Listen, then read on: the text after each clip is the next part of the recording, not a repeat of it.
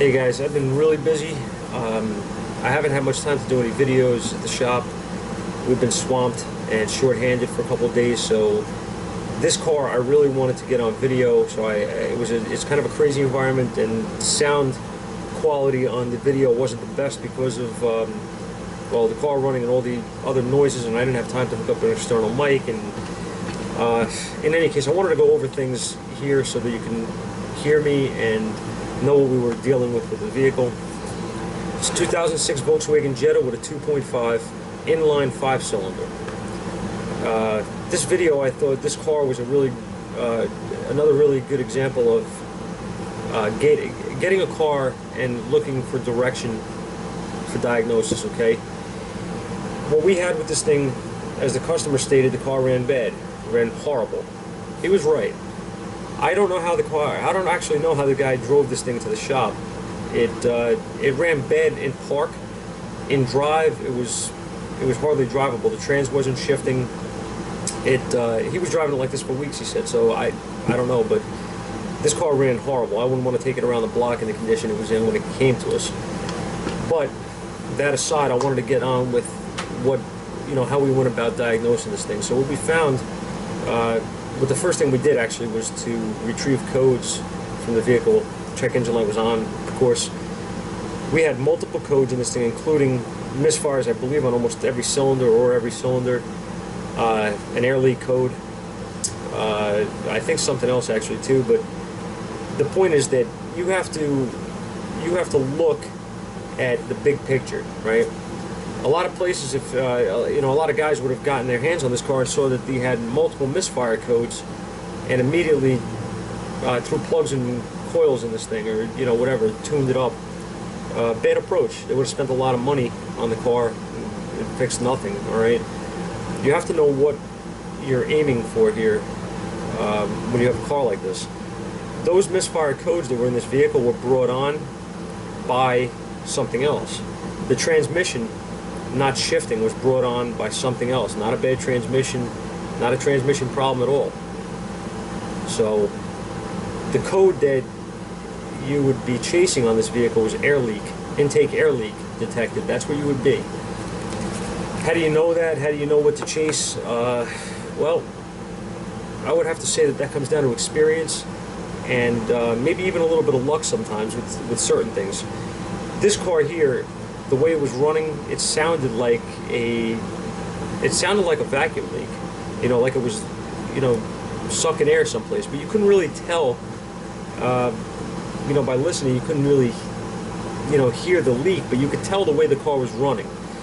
So, the first thing I did with this thing was to smoke test it, and I found absolutely nothing. So that surprised me. I was expecting to find a leak somewhere on this thing, intake manifold, something pretty good. What I found instead was even more interesting, though. This car has two camshaft seals, one on each camshaft, that are pushed into the head. Now, what I noticed when I was looking around the engine for leaks or missing hoses or whatever, I noticed a little bit of oil dripping out of one of the cam seals. So I reached down there and went to feel to see if I could feel anything, and what I felt was vacuum. So that's a problem. Okay, I shut the car off and inspected it closer and found there was no camshaft seal on the exhaust side on the cam. So I started the car back up and put my hand down there again, and I could actually feel this thing pulling my hand in. It had a ton of vacuum. So if you know anything about engines, that's not normal. That's a problem. And the first thing we're going to do is put a seal in it, and then find out why we had vacuum where we shouldn't. So I ordered a seal, popped it in, and at that point retested it just in case I missed anything for with the smoke machine. And then I decided to pull the oil dipstick out and put a vacuum gauge in the dipstick tube. At that point we had 16.5 inches of vacuum in the crankcase. On the older, or well, not older, but on a V-type engine, you can have vacuum in the crankcase if you have a split in the intake manifold. I've seen that they break, they crack, and it'll create a vacuum inside the crankcase. I'm sure some of you guys have seen this. This is an inline engine, so a crack in the manifold is not going to cause that. The only other thing that I could think of at that point was to check, PCV. Where's the PCV valve on this thing? I don't know. It doesn't have one. So when I looked up, I'm not really familiar with this engine per se, so we don't work on a ton of these things, but we looked in Mitchell. I don't see anything for PCV listed. So at that point I went back over to the car and I thought about it. I said, well, I realized that the valve cover on this thing may have an integrated PCV valve inside.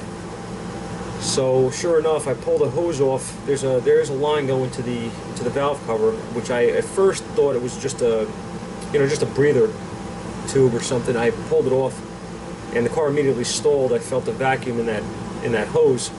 I started it back up, blocked off that line, and this car ran perfectly. No more vacuum in the crankcase. So what I found is that this PCV system is an integrated part of the valve cover on this wonderfully engineered car. It seems that a lot of the German vehicles are like this. That's why I wanted to post this video up for some of you guys. Maybe you guys are driving yourselves crazy with one of these things, and this might help you. Okay, I didn't know this.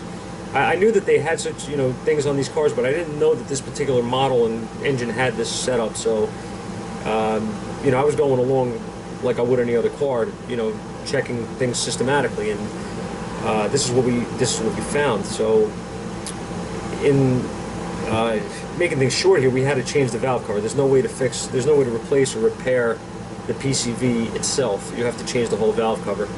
So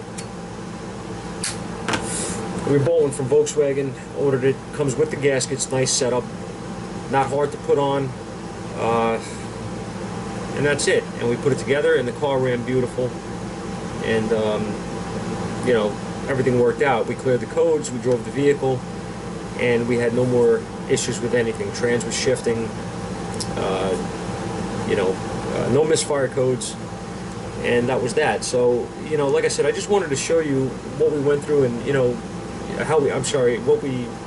the steps we went through to diagnose this thing, and hopefully it helps somebody.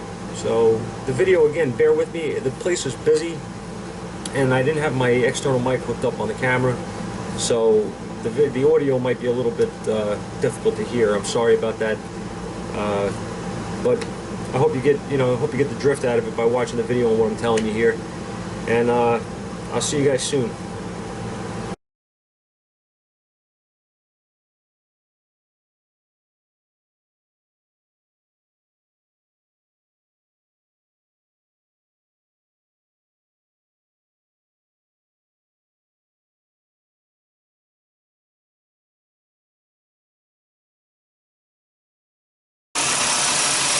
Okay, so we got this thing running, and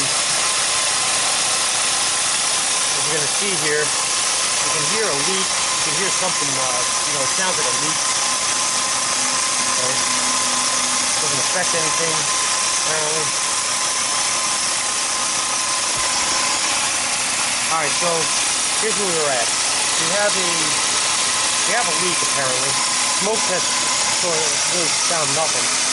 Let me show you. The car's going to start running bad. Down here you can see the transfer seal barely visible. Okay. That's the change on it. We got that in, that'll be fixed. And then we attack the rest of the problem here. So how we did that is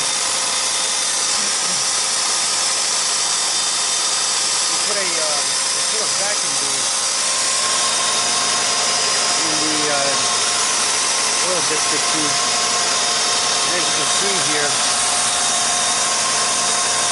I'm reading almost 15 inches of vacuum. Look at the component. Look at that. Okay. The next step was to see why we had vacuum in the crankcase. can be. Well, I'm gonna get this shot here. I'm gonna take this tube off.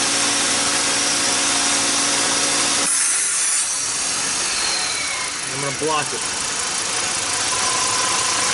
This is the vacuum coming in for a PCV system. Problems in the valve cover.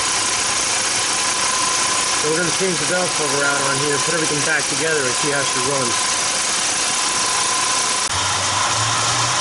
Alright guys, so here's our valve cover for the Volkswagen. Here's a PCV system that's defective on this one. And as you can hear, this engine's running good now. And everything is nice and clean, nice and smooth. Now we're going to go inside, we're going to clear our code, and we're going to verify our fuel trims are good, and we're going to be done with this car.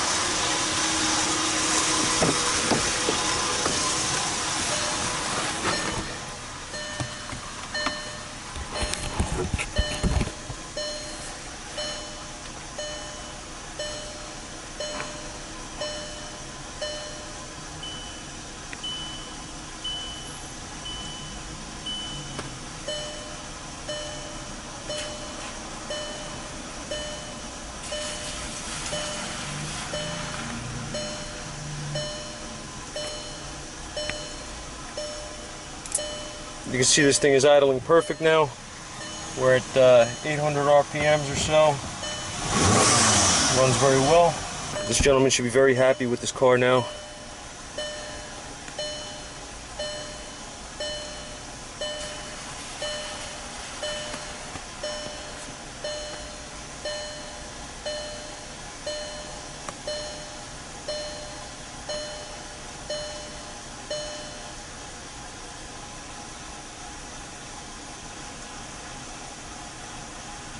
And take a look at our fuel trims.